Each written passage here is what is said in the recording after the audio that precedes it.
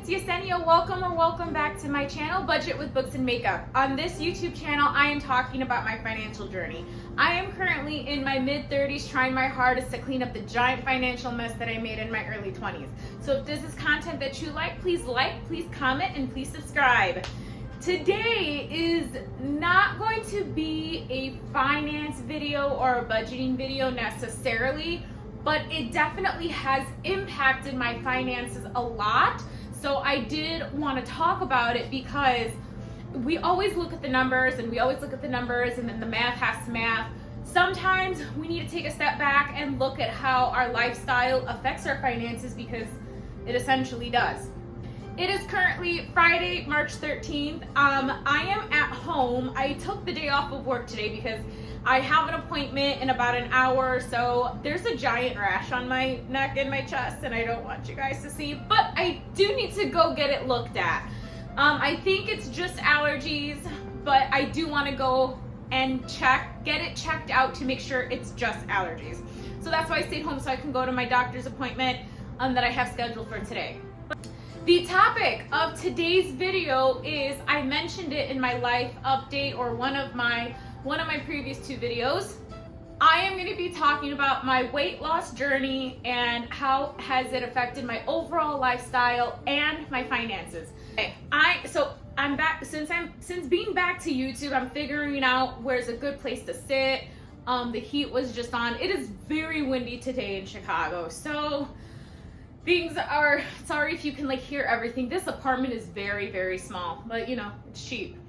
Anyway, my weight loss journey. So last year in June, it was towards the end of the school year, I was trying my hardest to lose weight, and I was really struggling. I kept going up 10 pounds, kept going down 10 pounds, kept going up 10 pounds. And then there was a point where I was just at 173, and then I just stayed there. So some factors to consider when it came to my weight loss journey is my age. Yes, I am in my mid-30s. I am 35. Your age does play a factor in how you lose weight. I know there's a giant conversation on social media about, oh, it's just calories in versus calories out, and there are a lot of people who say it doesn't matter what you eat, as long as you're in a calorie deficit, you're gonna lose weight. I mean, I'm gonna be honest, I don't agree with that, especially after the steps that I took for my weight loss journey. So I'm 35 years old. It's not medically diagnosed, it's not, but I have a very strong feeling that I am in perimenopause. So that just means my hormone levels are changing. And the biggest sign of that was last year in, I think it was August, I had a terrible round of cystic acne. So, and I had it for 3 months. I had cystic acne all right here. I'm actually not wearing any makeup today. I shouldn't, I'm not wearing any makeup today because I have my doctor's appointment. But my cystic acne wouldn't go away either. So I actually saw a dermatologist last year to help me get rid of my cystic acne. And she's not a dermatologist. She is a nurse practitioner who specializes in dermatology. So that's why I chose to see her, because I've had terrible experiences with dermatologists in the past.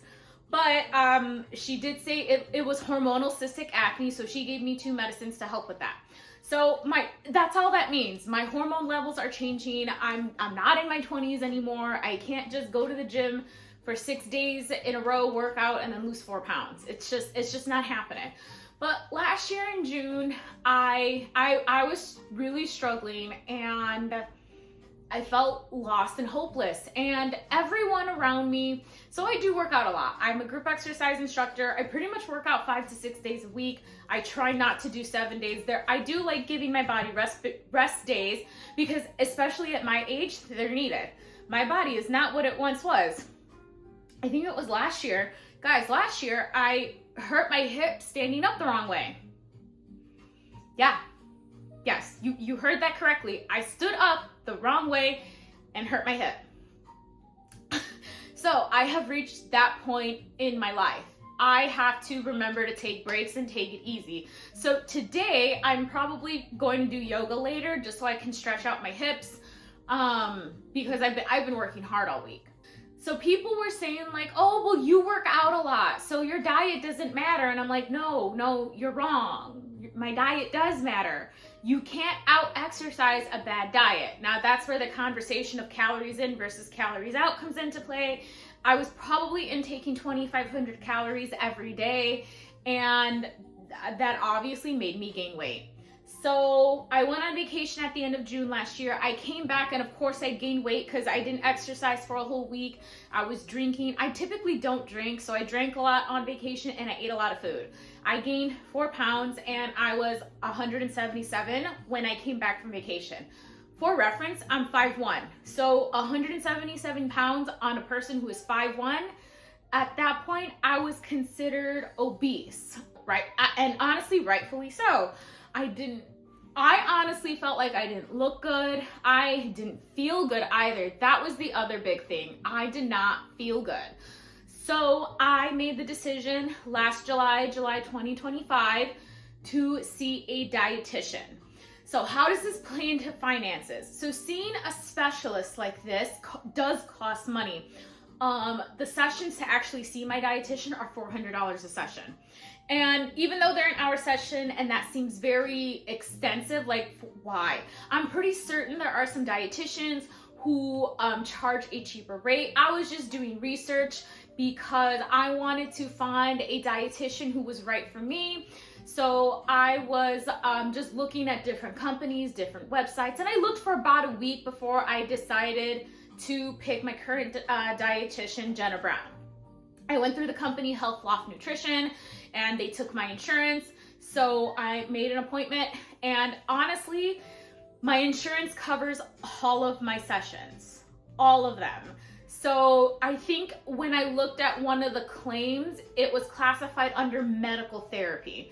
Because if you really think about it, they would rather invest money in preventative care instead of you needing extensive care. So like, they would rather pay for the dietitian sessions instead of having to fund my diabetes medication for the rest of my life. So I think that's how they look at it, and that's how I look at it too. And honestly, I agree with that. I agree with preventative care, and food is medicine. My niece told me that. Shout out to my niece, Diani. She's a 24-year-old adult, so. And she told me, I had a conversation with her one time about finances because she wanted some advice because she got her first big girl job, and we were talking about food. And she said, food can be poison, food can be medicine, which is absolutely true. I was very nervous because here I am thinking I was doing all the things correctly. I do have some background knowledge in nutrition. However, nutrition, it's not my specialty actually. Exercise is my specialty. master's is in exercise science. It's not in food science. So I was a little skeptical. Now, when I was looking at their list of dietitians that they had available, I was of course reading, because everyone has their own specialties and their own focus. So like there's some, general ones. And then there were some dietitians, maybe they were more expensive because they offered like specific care for specific needs. So when I was picking and looking at the list, I looked at the list and I saw Jenna. She was one of the very few on there who had experience working with collegiate athletes. Now, I know I am not a collegiate athlete. I know that. I am, however, highly active every day. I am a PE teacher. I literally spend half the day working out with my kids, running around the building. Like, when my kids ask me, Miss Arenas, how do you do a burpee again? And I'm like, you know how to do a burpee? They're like, no, I don't. I'm like, yes, you do.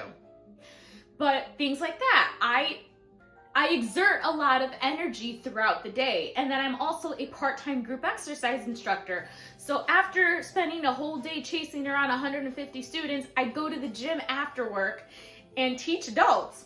Most of the programs that I teach at the gym require me to work out with the class. Cycle, body pump, body attack, core, Zumba. Those specialties, I have to do the moves with my class so that way they can follow along with the choreography, because those are pre-choreographed classes. On average, because she asked me this, on average, I take roughly about 17,000 steps a day. Now, some days is less, so today is gonna be less because I didn't go to work. And also, I'm gonna do yoga at home, so I'm not gonna exert a lot of energy today. And then there were some days where I reached like 23,000 steps. So I needed help fueling. And we had our first session, I did most of the talking our first session, and she says, okay, I totally get where you are coming from. I can definitely help you with that. So I'm going to be honest, the first couple of sessions were a little rough. Because we all are on some level resistant to change, and I didn't want to change, and I'm like, no, I'm doing fine. And it was a mental thing for me. I had to get over that I was not doing everything right and I needed help. So yeah, reaching out to her in the first place was a big step, but then following her advice, it was harder. She really wanted me to, here's the big switch. So a lot of people, when we talk about weight loss and when people give weight loss advice, they immediately say, eat more protein, eat more protein. So I actually took that advice and I ate more protein, not realizing I actually didn't need it. Now, I'm not saying don't eat your protein. I'm saying find a balance between all your macros so you're getting everything that you need. I was overeating protein. I was probably eating close to 150 to 200 grams. I'm 5'1". I actually don't need that much protein.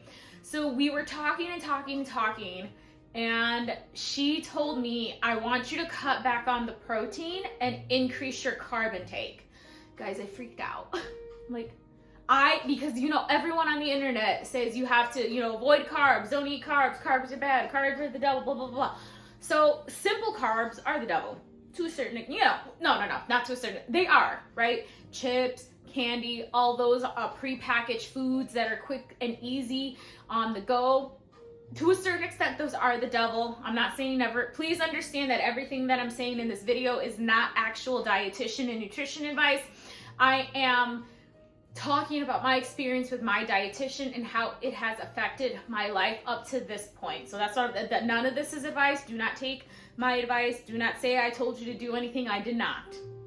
I have to tell my kids this because they tell me, Miss Arenas, you need to tell me what to eat. I'm like, I legally can't do that. I'm not a dietitian. I'm sorry that I can give you general advice, but I can't tell you what to do. So, back to the whole conversation about protein and carbs. So she told me to up my carb intake, and now I'm eating roughly 170 to 200 grams of carbs per day. Now, I know a lot of people, please do not come from me in the comments. I don't want unsolicited advice. I have a professional that I talk to. I have been listening to her advice, and her advice has been working. So I don't want anyone in the comments saying like, oh, no, she was wrong. You need to lower your carb intake. No, actually, I needed to up my carb intake.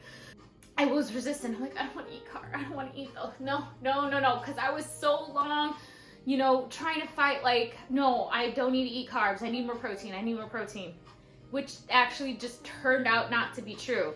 So she gave me like a list of carb sources, the complex carb sources. So the carbs that take your body longer to break down, which will give you fuel for longer compared to a simple carb. A simple carb, you ingest it, your body intakes it, bam. Your body uses up that energy, and then you're gonna crash 30 minutes to an hour later because you already used up all your fuel source. So she gave me a list of complex carbs to eat. So like sweet potatoes. I've slowly been, kind of eating bread again. Of course, I make sure it's gluten-free. And brown rice. Brown rice is a great carb. I just rediscovered yellow potatoes.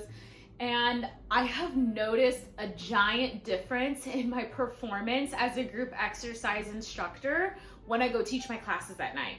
So at first, because you're getting used to the diet and getting accustomed to it. First semester, I still struggled. So sometimes I would fall asleep on my prep just because I was so tired. I think it's because I was physically tired and maybe, switching off that food balance too. But this semester, I definitely feel a lot better. I haven't fallen on asleep on my prep since the beginning of the semester. I didn't need to do it. I mean, I'm still tired, but after eating lunch now, I don't need it. My lunches never included carbs. Ground turkey, mixed vegetables, that was it. There was no carbs. So yeah, since there was no carbs to keep me fueled through the day in my lunch, I would fall asleep on my preps because I was so tired because I had no energy source left. And then teaching 6th, 7th period, it was torture. It was awful. So this semester, I've definitely noticed a change. Now, since I've been on this calorie deficit for how many months? I forgot how many months. 7, 8. I've been seeing her since last July, so you guys do the math. But increasing my carb source and increasing my grams of carbs that I eat per day really made the biggest difference. So in July 2025, I started this journey at 177. I am now at 153. Now, I definitely could have made more progress, but the one thing I really love about my dietitian is she is all about balance.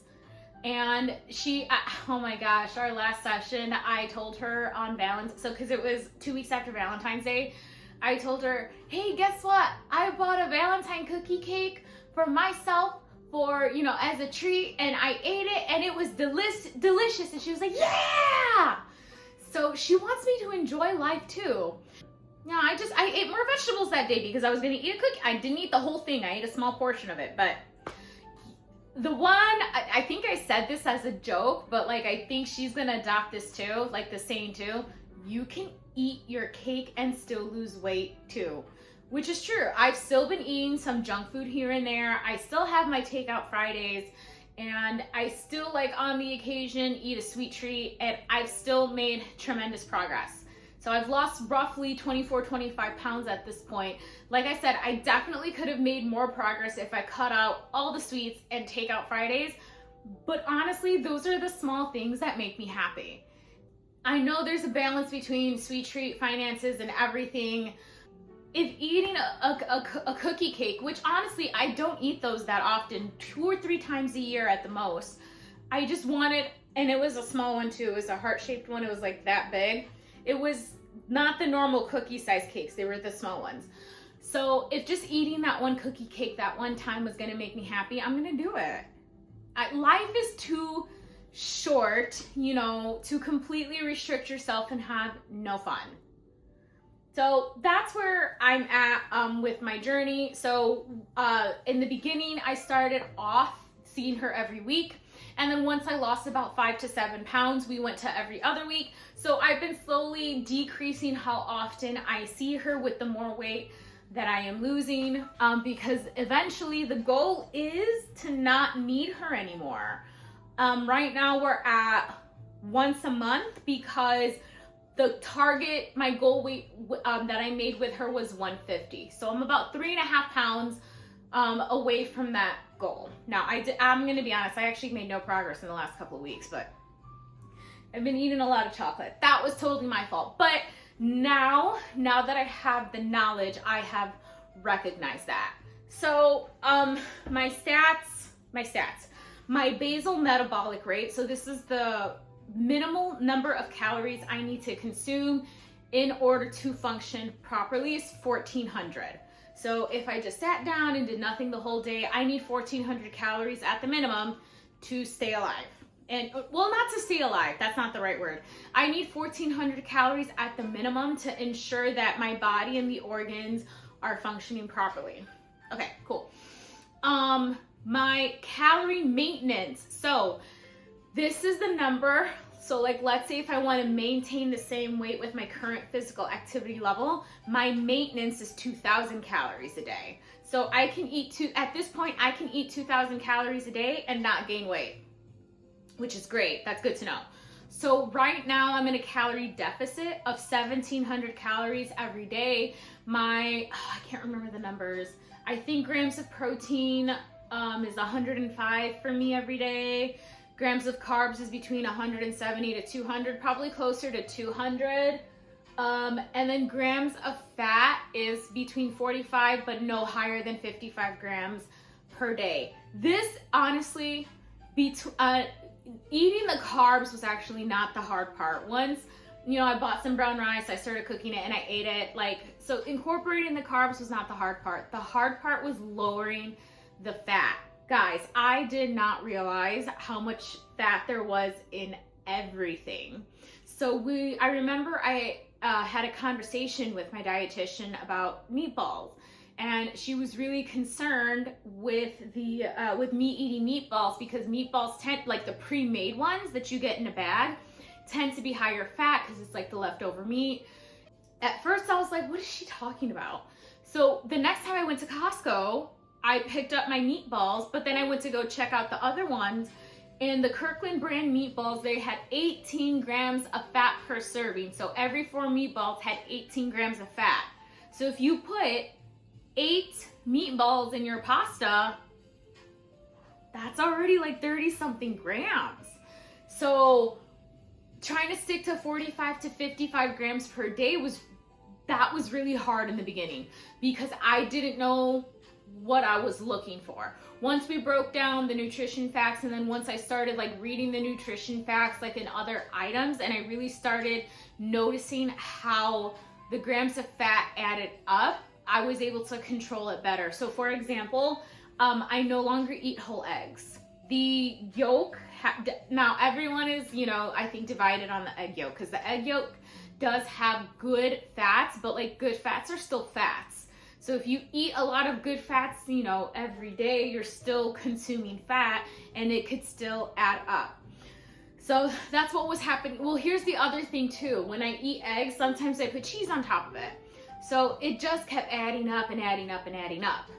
Now I eat only egg whites, and then this is how I balance. When I just use the egg whites, I can still put a little cheese on top and still at the max only have 6 grams of fat in my meal instead of 24.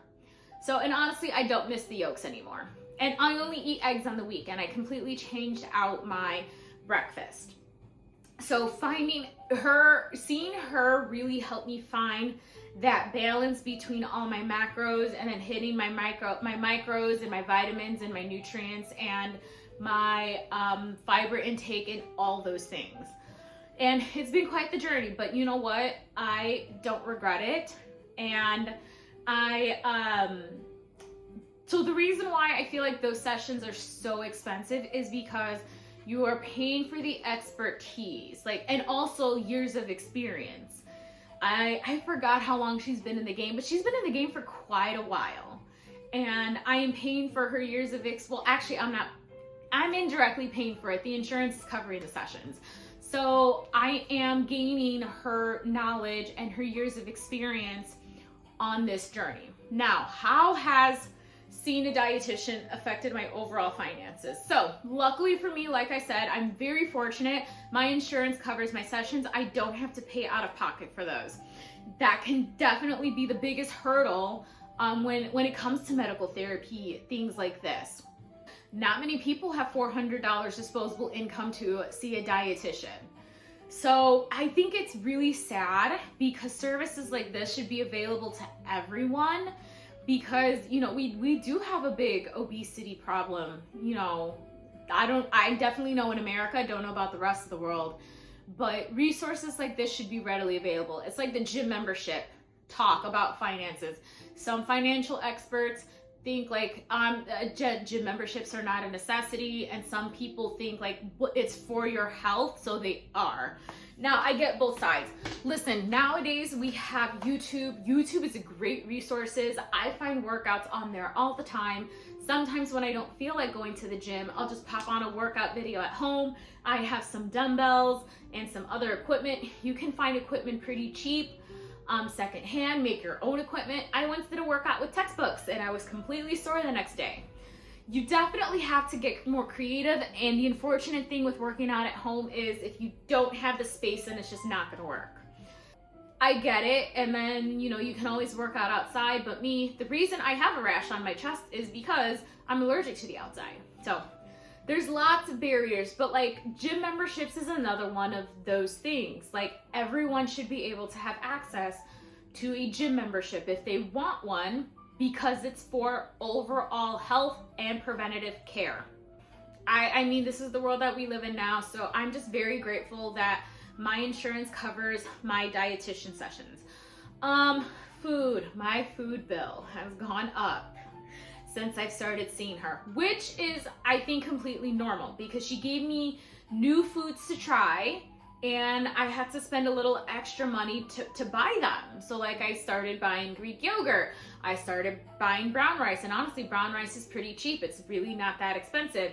I started buying more vegetables. I started buying healthier snacks because, and you know, healthier snacks are a little more expensive than the cheap snacks or the non-healthy snacks.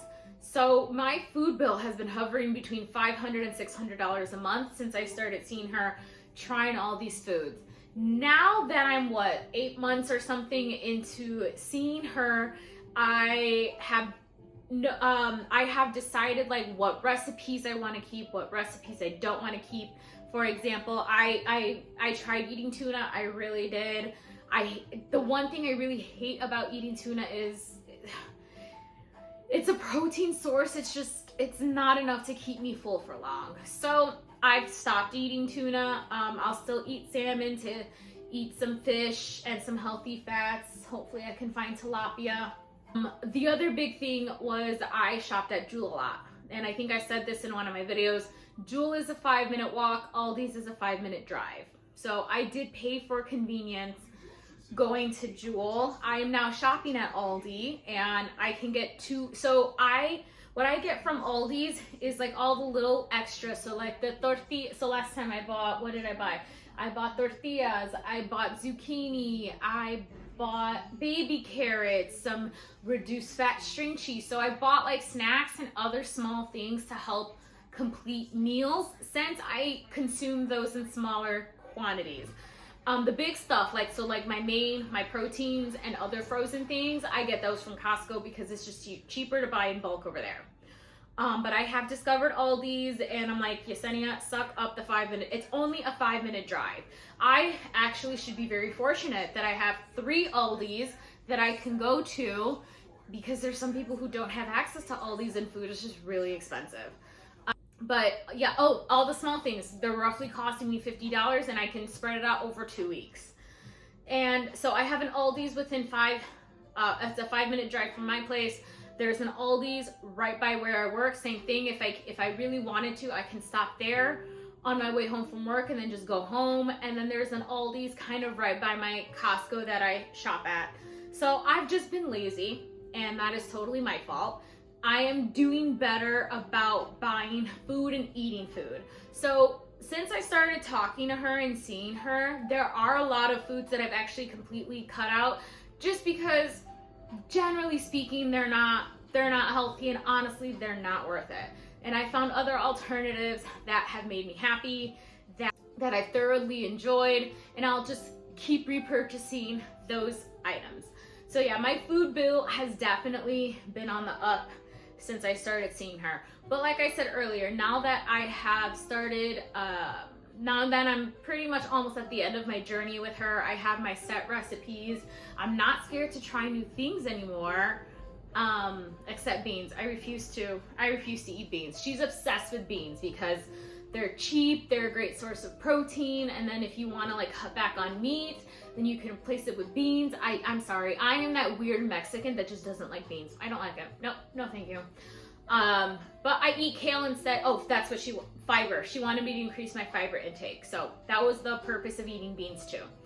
So one session, she told me, okay, you gotta pick, either add kale to your diet or beans to your diet. I'm like, I'll add kale to my diet. So, and I have, and I still buy kale and I can get a giant bag at Aldi's for pretty cheap. Way cheaper than Jewel, and it's organic too. It tastes different. So it does make a difference. I also tried yellow potatoes. Yellow potatoes potatoes in general, they just get such a bad rap. And it's actually not the potatoes themselves. The potatoes themselves, if you cook it on its own, so I just chop a couple of potatoes up, put them in the air fryer, cook them, and then bam, there's lunch. If you just eat it by itself with a little seasoning, they're great for you. They're a great carb source, help keep you fuller for longer. It's when you add the butter and the sour cream and bacon bits and cheese and all the things that are high fat and you add those into your potatoes, that's when or fry them in oil, like that's when it becomes, that's where they get their bad rap. The potatoes by themselves are a great carb source. And I bought a giant bag at Aldi's for $4, and I think I can get like 12 lunches out of it. So they're pretty cheap, they're pretty easy to cook, and they're a great carb source if you eat them by themselves. So that is my journey so far with my dietitian. I honestly, if you have the means to do so, I would highly recommend seeing one. I don't regret this investment, especially because I am getting older. I am closer to 40 now than I am to 30. I will be 36 this year. So your body changes over time. Your body has different needs over time. Didn't realize not eating carbs has been hurting me for the last couple of years. So now that I found the balance and I can incorporate healthy carbs into my diet, I'm definitely not scared anymore to eat them. I used to be terrified because everyone, and a lot of people online still say carbs are bad, carbs are bad, carbs are bad, carbs are bad. I mean, listen, whatever you need, not you want, you need. And studies have shown that women do need more grams of carb per day compared to men because of the ways that our bodies are structured. I forgot the exact details, but at first I didn't believe it, and now I believe it. And Jenna, my dietitian, says, she's like, Yessenia, you need carbs to fuel your workouts. She's like, you need them, please eat them. So I did have, even though I didn't lose any weight this last month, I had a non-scale victory this month. So I do teach at the gym, and this past week especially, so Tuesday night I was doing tuck jumps, and I was doing them like they were no problem. Sometimes I struggle doing tuck jumps, especially because they're at the end and you're already tired. But I felt pretty great after doing them on Tuesday. And then yesterday was Thursday, I taught body pump, and I was doing mountain climbers like it was nobody's business. Normally I struggle during mountain climbers because they're hard. It's a lot. You exude a lot of energy. But I was able to complete the whole set on my toes, and that hasn't happened before in like 3 or 4 years. I think those are also important to talk about, non-scale victories, because the number on the scale, while yes, is the main goal for most people, there are other victories that need to be celebrated on your journey that matter just as much. So for right now, I am at 34% body fat. I think I was closer to 40 when I started this journey, so I'm very proud of myself for that. My BMI was 33, it is now 29. I had to buy new clothes because my large size clothes didn't fit me anymore. And I am noticing during my workouts, I can do the high impact modifications for longer without feeling winded. The biggest win. This is the biggest win. I have encouraged other people at work to eat healthier too. One of the teachers copied my breakfast because he loved the idea. I make a Greek oatmeal protein power bowl every morning. So oatmeal, plain rolled oatmeal. Rolled oats. It's not the prepackaged. Well, it comes in a bag, but it's not like the Quakers. It's just plain rolled oats. So oatmeal, one Greek yogurt cup, half a cup of blueberries. I put some granola on there, and I put the exact serving, 1/3 of a cup, and then I put just a little peanut butter, just because the Greek yogurt, you know how Greek yogurt has a taste, and sometimes it can taste very tart depending on what flavor. So the peanut butter definitely helps to mix that up. And I eat that for breakfast every morning. So he copied my oatmeal protein power bowl, and one of my students copied it too. So I have a student who's done this several times. So she brought in a container, and it had fruit, and it had yogurt, and it had a little peanut butter, and then she also ate a protein bagel with it. So I think that's the biggest win, is sharing the wealth of knowledge. Everyone deserves to have access to resources and be able to live a healthy lifestyle, right? I personally believe that. So that's one of the main reasons why I like my job as a health and a PE teacher, because I know, like, my race, my ethnicity, Hispanic, Latino, we don't get these resources. at a young age. I definitely didn't get them at a young age. So finding them in high school, no, in college, I found them in college, and that's where I really started my journey. I want to give everybody else, you know, the same thing. Okay, I think that's it. I know that was a long talk about food and whatnot, but I do think like these topics are important because one, it does affect our health, which can affect our finances either now or in the future. So I'm investing this time and the money and the food and really absorbing the knowledge and the resources my dietitian has to offer. That way, when I reach my golden years, I can have the best golden years of my life. One of my kids like made a joke because I don't want to have kids. Like, that's just not in my plan. It's not in my future. I just don't see myself being a mom. One of my students asked me, if you're not going to have kids, who's going to take care of you when you're 70? I'm like, me. I'm going to make sure of that. So I am doing that now. So I really hope I inspired you guys to make hopefully some better food choices, find resources to help you make better food choices, because it's okay to not know where to start. Just get started. And then the rest will surely follow. And I do want to end this video by saying one thing. The best investment you can make is the one you make for yourself. So invest in your body, invest in yourself, because at the end of the day, that's what's really important. Thank you all so much for watching and have a great day. Bye.